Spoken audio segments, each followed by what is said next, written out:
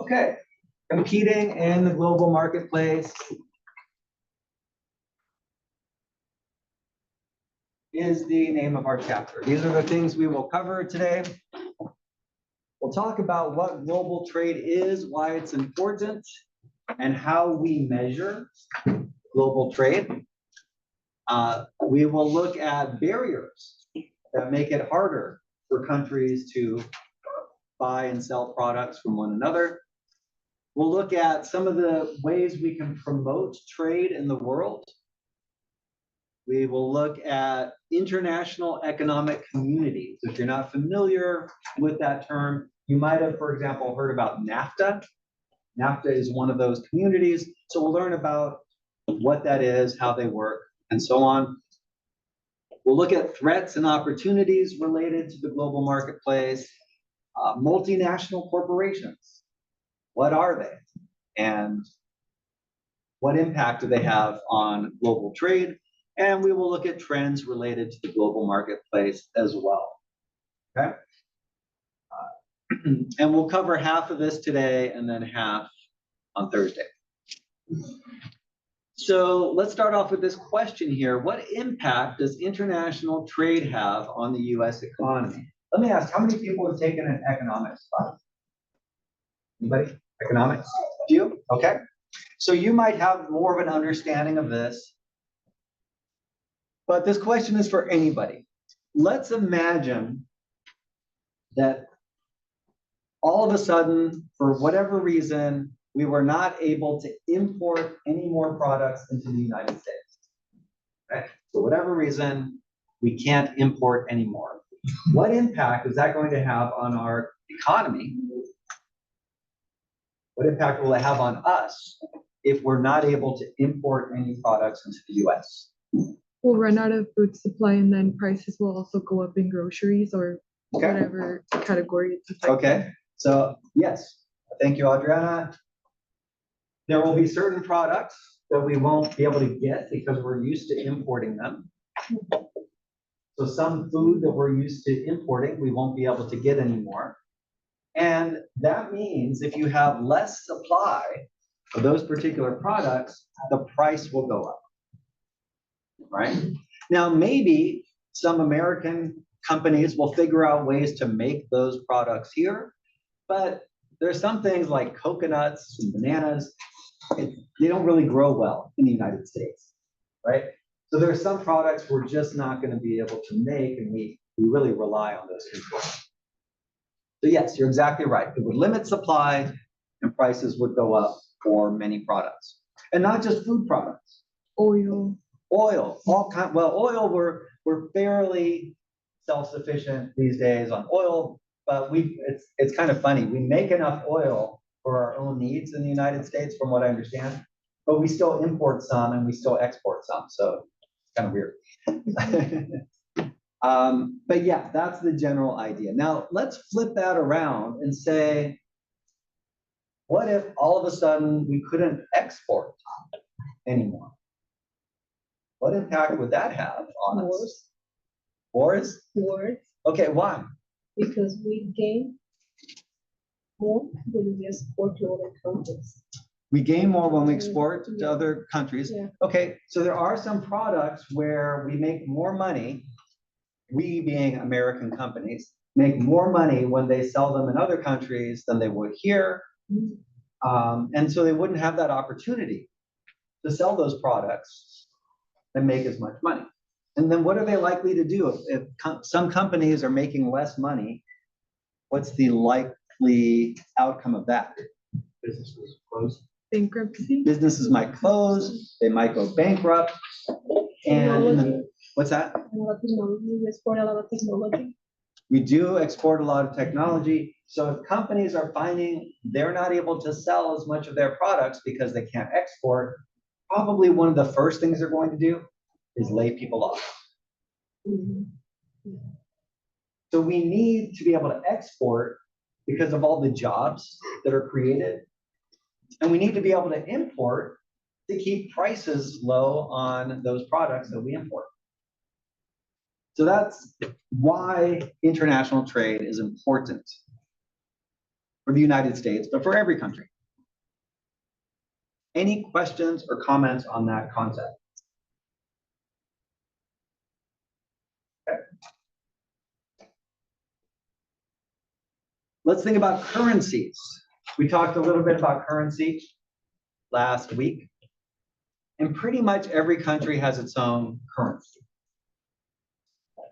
Now, let's say you're doing business in another country.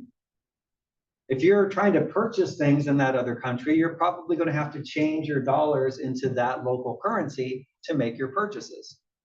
And if you're selling your product there, you're probably selling it in the local currency. And if you want to bring that money back into American banks, you might need to convert it back into dollars, right? So when you're doing international business, you have to typically convert currencies back and forth. We see an example here of currency exchange rates. In one particular example, if somebody wanted to buy US dollars, this is how much they could buy them for in whatever the local currency is. And no, I'm sorry, it's the other way around. So this is how much they could buy it for, that's how much they could sell it for. And the company that's processing that transaction gets the difference. They get to make a little profit. And those exchange rates change. If you've ever traveled internationally, you might know the answer to this. How often do the exchange rates change? Every second. Every second? Yes, but officially every day. I mean, they do change all the time, but there's an official exchange rate every day between any two currencies. Thank you. What's that? Why in Cuba? Did you travel to Cuba? In Cuba? I haven't Yeah. been there. It's what? It's really hard. 1 peso, $1 equals 1 peso cubano. $1 equals 1 1 peso cubano. peso cubano. Mhm. Okay. It's more expensive there. I see, but they keep it a flat exchange rate there? You need to buy. I traveled from Mexico, you need to buy in Mexico. Interesting. You have to buy to Mexico. Yeah. Yeah, so there are laws. You know, we have an embargo against Cuba, which When you complicates. travel, your credit card doesn't work there. Your credit card It doesn't work there. You need to have. Very interesting. Very interesting. Okay, good to know. Mhm. This gives us some insight into some of the complexities. Can you imagine trying to do business in a foreign country where there are laws that restrict your ability to transfer money or to use, credit cards? It makes it a lot more complicated. Now, I think you get the idea that currency exchange rates change, right? So let's say you're doing business in another country and the dollar has a certain value and their currency has a certain value, okay? And then whatever that relationship is, let's say the dollar goes up in value compared to the local currency. What impact would that have on your business that you're doing there if the dollar goes up in value? It costs you more to buy products. Well, if your dollar has gone up, then if you're buying things in the local currency, it makes it cheaper for you to buy their local product, right? Because the dollar is worth more than it was before. On the other hand, for people to buy your product, it makes it more expensive. And if the dollar went down in relationship to the other currency, then it would be the opposite. So this gets a little tricky sometimes to think about, but it's really important when you're doing international business to take these exchange rates into consideration. If it changes a little bit, it's manageable, but when there's a dramatic change, it might mean that a company all of a sudden becomes not profitable because of that change, and they have to get out of that country. All right, so when you take economics, if you haven't already, you can get into more detail on how all of that works, but I just wanted you to be aware of that general concept. So any questions or comments out there?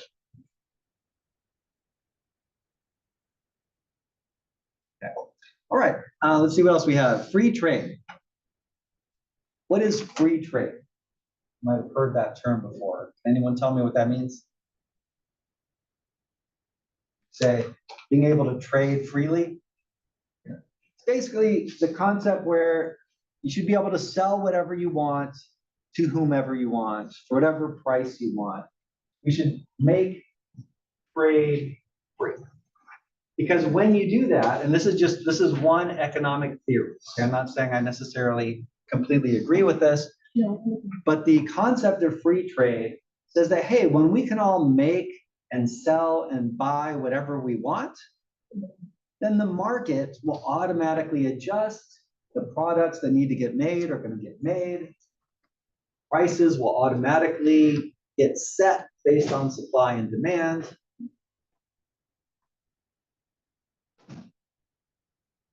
But this has limitations. Should we really all be able to make and sell whatever we want to whomever we want? I mean, we have some laws that, for example, prohibit us from selling bombs to Iran for political reasons, right? So we don't have completely free trade. No. We have some regulation and some restrictions. You can't sell cigarettes to children, for example. It's Right? illegal. It's illegal, exactly. So we don't have completely free trade, but in the United States, it's mostly free. Anybody that wants to could start a business, pretty much make whatever product they want, as long as it's not illegal, and set their own price. We have a lot of freedom when it comes to trade. And what happens when we have free trade in the world is it tends to create jobs in other countries, provide products and services to people who need them. So free trade, as long as it's not out of control, tends to be a good thing. Now, if you took economics, you might have learned about an economist, David Ricardo, who lived in England a long time ago. And Ricardo argued that countries benefit when they both import and export. Before that time, the thinking was export. Just export as much as you can and make money by selling stuff, but don't import anything. And his argument was, no, we need to import and export. And that by doing so, all countries benefit.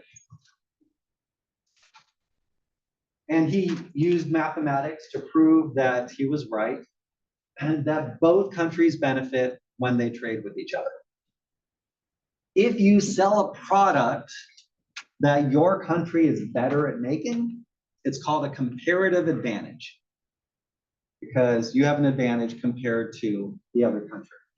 Let's think for a second, what are some products that we make here in the United States that we're well known for, that we're really good at making here in the United States? Silicon chips. Okay, silicon chips. Yep. What else? What are some other products? Yes, sir. Muscle cars. Muscle cars. Okay. What else? Agriculture. Agriculture.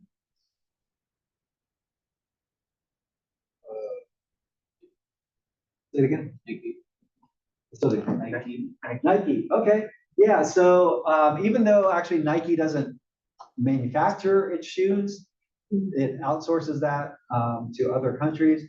But the design and the marketing of the shoes, they do here. So fashion, design, and marketing, we're definitely really good at. The Eric? PlayStation.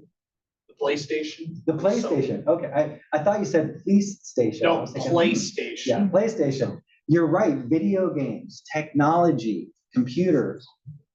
The United States leads the world in those areas. Again, we don't always manufacture them, but we design them and market them. If you think about Hollywood, if you think about the music industry, right? The whole world looks at America's entertainment industry. So these are some of the things we're really good at. And we have advantages. Universities, we have some of the best universities in the world here.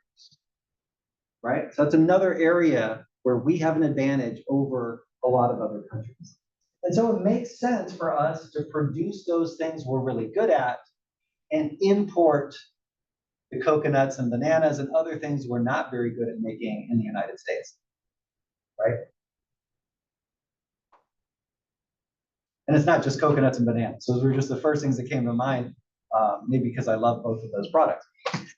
So that's the idea of comparative advantage. Make what you're good at and import the rest. That's what David Ricardo said, and economically it works, and countries benefit when they trade.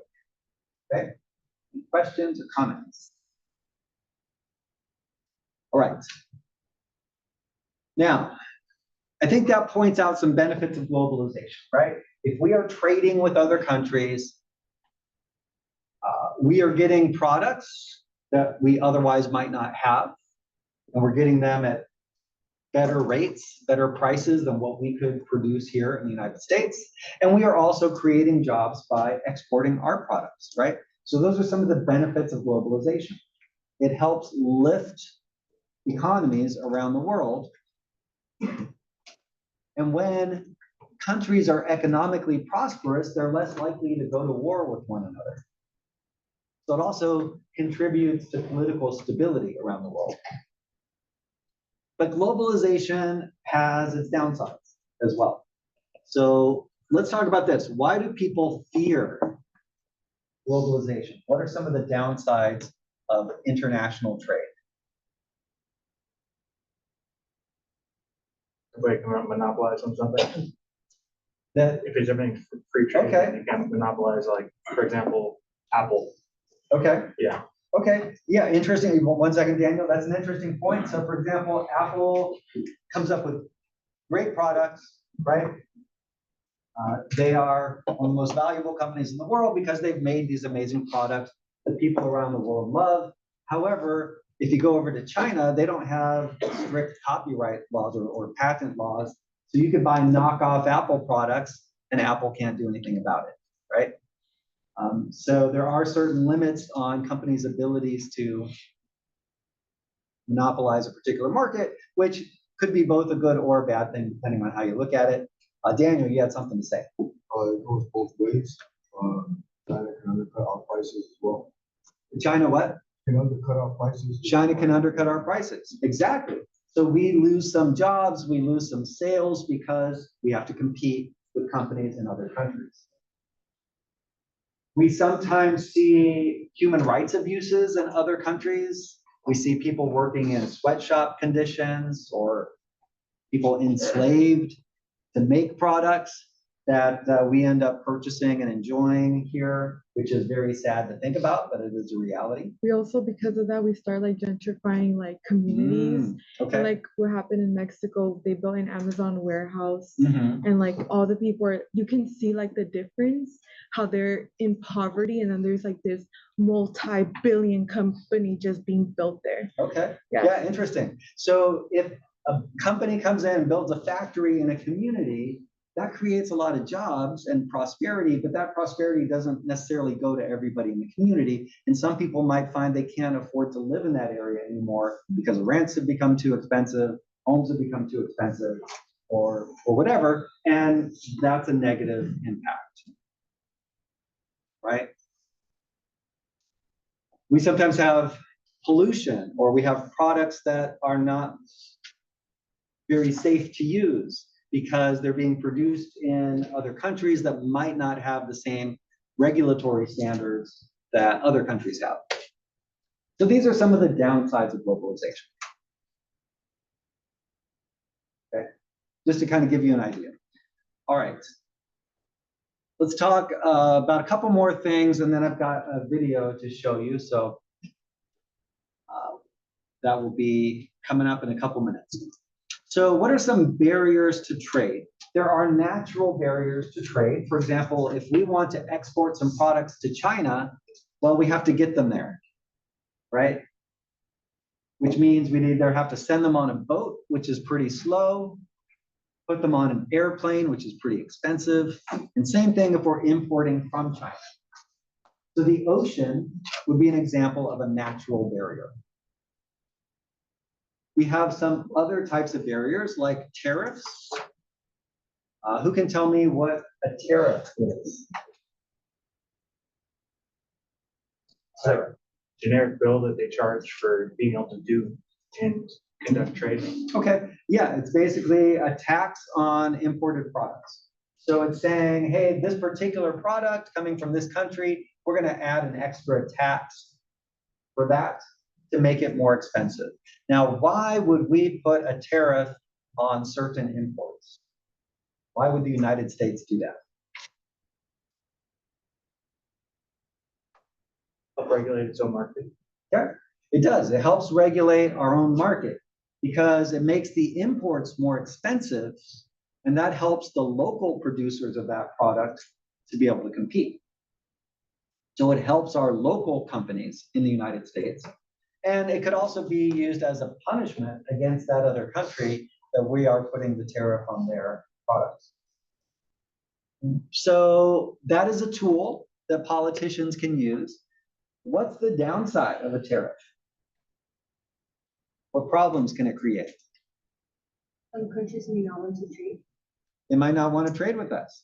They might, if we put a tariff on them, they might put a tariff back on us, which then hurts our American companies that are trying to sell over there, right?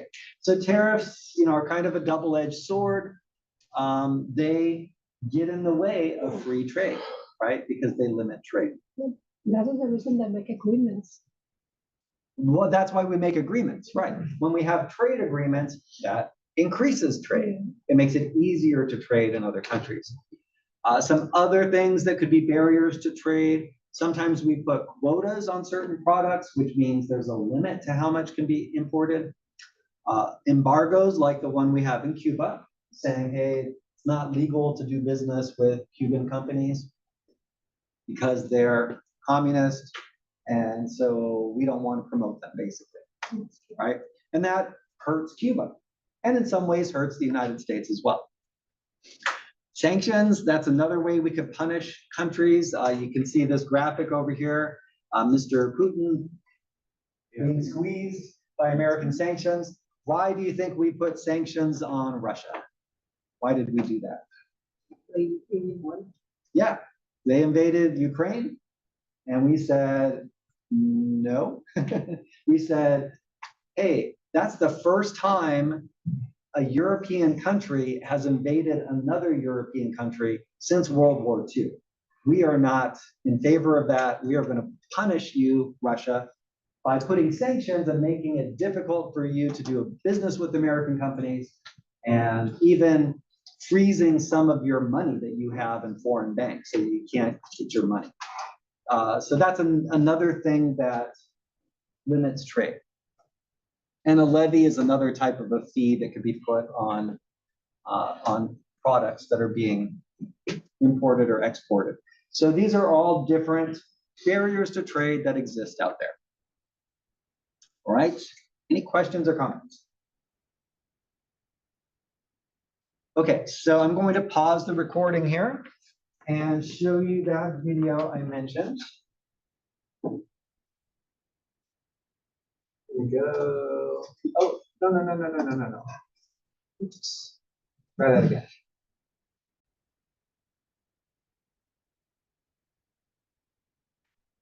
So we'll pick it up right here. WTO, I think, Eric, did you tell me what that stood for earlier? World Trade Organization. Exactly right, World Trade Organization. The role of the WTO is to help promote trade between countries, because again, the more we trade with one another, the more prosperous all countries become, and the less likely we are to fight with each other. So trade is considered to be generally a good thing, and that's what the WTO promotes. Now, there are criticisms of the WTO as well. I'm not saying that they're perfect, but that is their general role, to increase trade in the world. Two other organizations to be aware of that help promote globalization would be the World Bank. And the World Bank will make loans to other countries, or loans to countries that have poverty issues, which is most countries. Even the United States has issues with poverty. But it will help, especially the developing nations of the world, financially by making loans to them so that they can improve their infrastructure, improve their economy by creating more jobs. That is the role of the World Bank. And then we have the IMF. Can anyone tell me what IMF stands for? No. International Monetary Fund, which also makes loans to countries. And the loans that they make are designed to help stabilize the currency of that country. So if you have a country like right now, Argentina or Turkey, that have had really bad inflation. We talk about inflation here, being somewhere between 3 and 9%. We say, oh, that's terrible. When it gets anything higher than 3%, they've had inflation like 80%, 90%, meaning prices are pretty much doubling every year in Argentina and Turkey and some other parts of the world. So the IMF can come in, help countries stabilize by making loans to them so that they don't have such high interest payments on their debt, and hopefully be able to stabilize their economy and get out of the hyperinflation that they're experiencing. So that's the role of the IMF. Any questions or comments on these three organizations or anything? Sir? Yeah, so they will make loans to countries to help stabilize the currency. And in turn will stabilize the currency pairs, so the ability to transfer currencies over. Yeah, that would also help flatten out the exchange rate between that currency and other currencies. There have been times in Argentina, for example, where the stores are changing prices on the products throughout the day.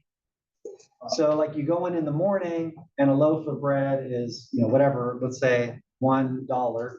They don't use dollars there, but and then you go in the afternoon, it's already up to $1.25. You go back in the evening, the same loaf of bread is $1.50. That's how bad the inflation can be in some parts of the world at some times. And so the IMF tries to help address that. All right, so that gets us to economic communities like NAFTA. Does anybody know what NAFTA stands for? What was that? Is the relation to import and export between them? It does. It does increase trade between the countries that are part of NAFTA. But what do the actual letters stand for? That would be the North American Free Trade Agreement. Thank you, Eric. That is right. North American Free Trade Agreement. Now that was passed under President Bill Clinton. And what it did is it made it easier for Mexico, the United States, and Canada to trade. And that had positive effects, but it had some negative effects. The positive effect was more trade, helped lower the prices of some products, helped especially the Mexican economy, because it created a lot of jobs in Mexico. Does anybody know what was the big complaint that a lot of people had about NAFTA? You heard anything negative about NAFTA? So what happened when we increased the ability to trade with Mexico, a lot of companies in America shut down their factories, especially in the Midwest. They closed their factories there and opened them up in Mexico, just right across the border, so that technically they were on Mexican soil. And that way they could access Mexican labor, which was less expensive for these companies. Sometimes they could maybe get away with looser environmental regulations by doing that. And so the companies benefited, but the workers whose factories got closed down in the United States were not very happy. Imagine you're in a town where there's one major employer and that employer shuts down. That whole town's economy collapses, right? And that happened in city after city after city, especially in the Midwest of the United States. So you'll find a lot of people that are still mad about NAFTA. Now, the economists who studied NAFTA said that it actually created more jobs in America than it took away. But if you're a factory worker and you lost your job in whatever, Pocatello, Idaho, or wherever, I don't know, you don't care that it created a job for somebody else in some other state, because all you know is you lost your job, right? Now, under the Trump administration, some changes were made to NAFTA. From what I understand, they weren't big changes. And it was also rebranded as USMCA, United States, Mexico, Canada Agreement. So that replaced NAFTA, but from what I understand, it's pretty much still the same thing. Now that gets us up to the European Union. Let me just do a time check here. Yeah, we'll talk about the European Union after the group activity, okay?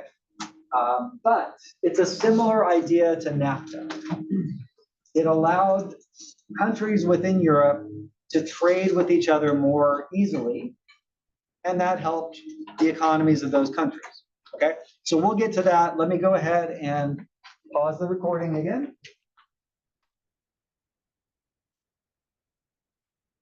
Chapter. And we'll talk a little bit about the European Union. As I mentioned, this is another international economic community. It currently includes 27 countries, but originally it was 28 countries. What happened? Which country exited the European Union? The UK, the United Kingdom, decided not to be part of the European Union anymore. It was a vote that their citizens had come up with. It's been argued that the reason that the people voted to leave the European Union was they were scared of immigrants, especially immigrants of color coming from other countries. But the interesting thing is that's not really a problem that the United Kingdom had. So it can be traced back to internet propaganda, especially on Facebook, that caused the people to vote to leave the European Union out of a fear of immigration. So that's a whole story by itself, but it was a pretty dramatic decision. It's kind of like if we as the United States decided to get out of our agreement with China and, with Canada and Mexico. That would mean we would have less trade, and that would be probably bad for our economy, right? And that's what the United Kingdom is experiencing. Now that they left the European Union, it's hurting their economy. But you see here, the colors in blue, those are the countries that were part of the European Union until the United Kingdom now has left. There are some countries in Europe that are not part of the European Union. The countries in red are in the process of joining, but there are certain requirements they have to meet before they can do that. And with Turkey, they've been kind of going the opposite direction. I don't know if that's going to happen anytime soon. So imagine a place like Europe, where you have all these small countries right next to each other, different languages, different currencies, different cultures and laws. It was very difficult for them to trade with one another.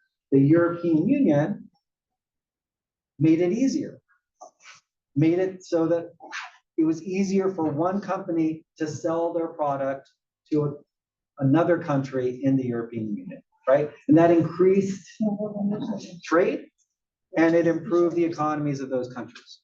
So it's a good thing. It's just like here in the United States, you could sell your product in other states, right?